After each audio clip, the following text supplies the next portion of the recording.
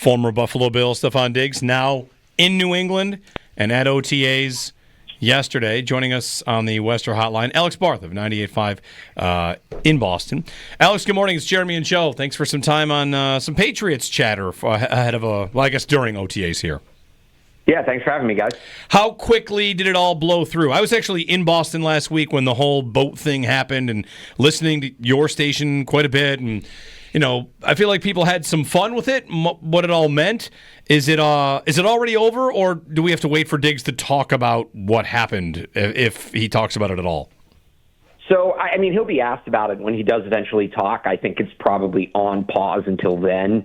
It'll be there kind of in the background until the season starts, because if he comes out and isn't performing, people are going to bring it back up again. And should he have been more focused in the spring? Should he have not been on that boat? If he comes up and puts up 125 yards and a couple scores in the first game, then it's really gone and buried. But I think for the most part, through the worst of it, and the fact he got back out there, Josh McDaniels, the offensive coordinator yesterday, talking about he's not worried about it. He's not worried about his focus. The fact he was moving as well as he was coming off that torn ACL. He'll get asked about it again, and it'll come up a little bit then. But I think for the most part, people are done with it. That might have been, you mentioned how he's moving, the biggest surprise for me. Anybody coming off an ACL, you wonder, and those injuries are always different. But the clips showing him running, doing drills, kind of individual stuff. Without a brace. Yeah, I guess I would have expected things to be a little slower coming along. And half of the idea that he wasn't there at OTAs to me was, well, he probably can't work out anyway. And here he is. He certainly looks like he'll be ready to play once the season begins. Well, what was interesting was they had shown, I don't know how it is in Buffalo, New England, there's only media access to 3 of the 9 practices. So they had posted pictures of him at a practice that we weren't at, but they didn't really show him doing anything. So it's like, okay, was he just there? Was he working out? And yeah, to see him moving around, when they first signed him, Adam Schefter reported that the expectation was he'd be ready for week 1. And everybody kind of looked at that like, yeah, okay, it would be nice. I get it. They just signed him. Everybody's kind of feeling themselves right now. No, that looks like a guy who would be ready, and I don't think he's 100% yet. He didn't take part in the competitive team drills in practice yesterday, so seems like there's maybe still a few things for him to do. But 7 months post-ACL, most guys even aren't on the field at all. So that was definitely the most encouraging thing yesterday, was how well he was moving. With all the drama from last week, there were some Vrabel comments that we had played last week on the show here. How do you expect him, and I guess the rest of the coaching staff, but I'm thinking about Vrabel mostly here because of just the way, no-nonsense type of coaching in the past, how he and Diggs might coexist on this team going forward?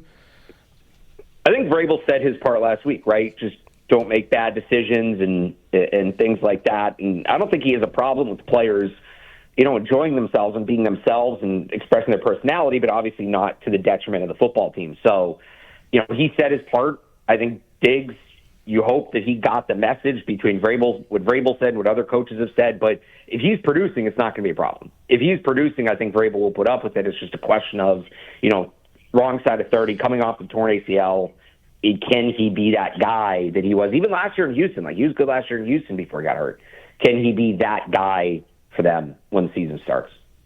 Has Drake May said anything about this, by the way, or is there any thought about him, being so young and getting, he's there, though, yesterday. That's, again, part of this, though, isn't it, Alex? That, when I reached out to you to get you on, he obviously wasn't at OTAs. And one thing I was wondering is, how much do the Patriots really want him there? Because, it's not like year 4 with the Bills where you've already got your rapport with Josh Allen, you've played together so much, and I don't know how much thought is there to building chemistry with Drake May, but again, now he's there doing it. Yeah, I don't think they want him away from Drake May. I think the bigger thing, and he talked about this at his introductory press conference, and I think it's something that they're looking at as a not insignificant part of the signing. They want him to be an influence on these younger wide receivers. And they want him to teach some of the guys.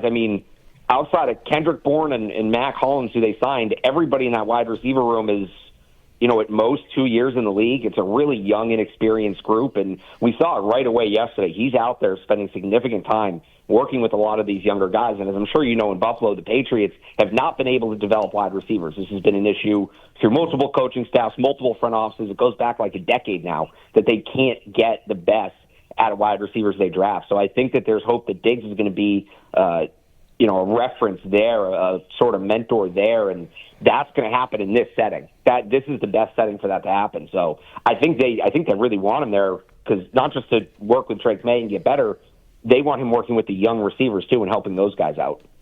Alex Barth joining us. Alex, do you think that the glow up the Patriots are getting is deserved here? They make the coaching change.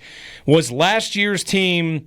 I know they finished near the bottom, artificially low. Do you feel like they did not get as much out of the team as they could have? And this year, you might get a bounce back ×2, because Vrabel does seem to get a lot out of his teams. I think he consistently did that in Tennessee, and maybe if you bounce up 2 spots in terms of the coaching ranks, you think they deserve this little bit of love they've been getting lately?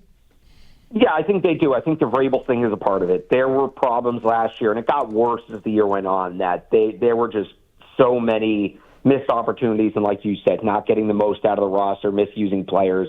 The other thing that I think is a part of it that is more of a projection that I think more people are assuming than saying out loud is a lot of this banks on Drake May taking that year 2 leap. And we've seen what a quarterback can do going from year 1 to year 2, and how much room there is for improvement, how much those guys usually improve when they have a promising first year like Drake May did. So, if Drake May's the same guy he was last year, they're probably not hitting a lot of these projections. If he takes the kind of year 2 jump we've seen a lot of quarterbacks take, then that 9-win conversation, some other things have to go right, but that 9-win conversation looks a lot more real.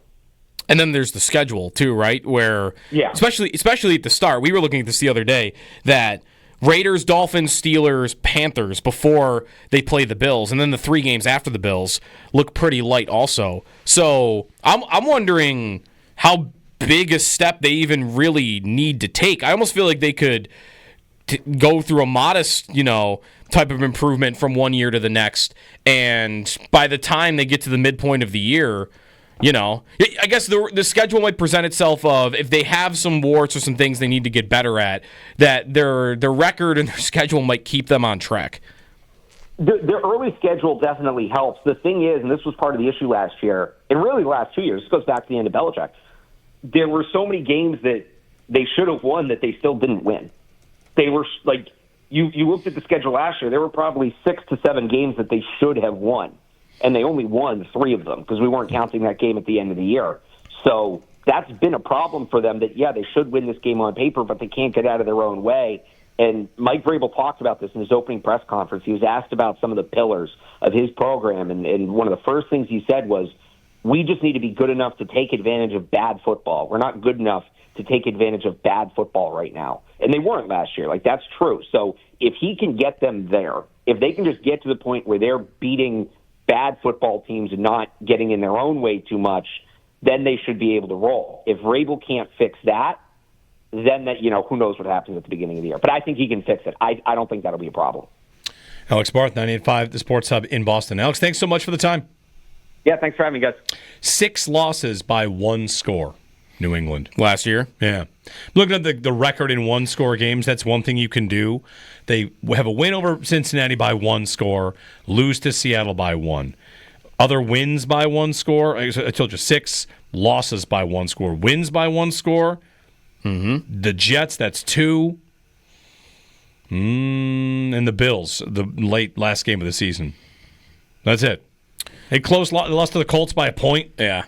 They lost to the Bills by 3 in a game here that was a game where everybody tried. What Allen do in that game? Let me check. Allen in that game, 16 of 29 for 154 and a touchdown. James Cook had... That was a bit... Ooh, that's week 17? Yeah. That is the... James Cook wins me a fantasy championship game. He had 100 yards and a touchdown. And then receiving, he had 3 for 26 and a touchdown. Yep, love that. New England favored by 2.5 in week 1 against the Raiders. Okay. Where's that game? New England. Okay.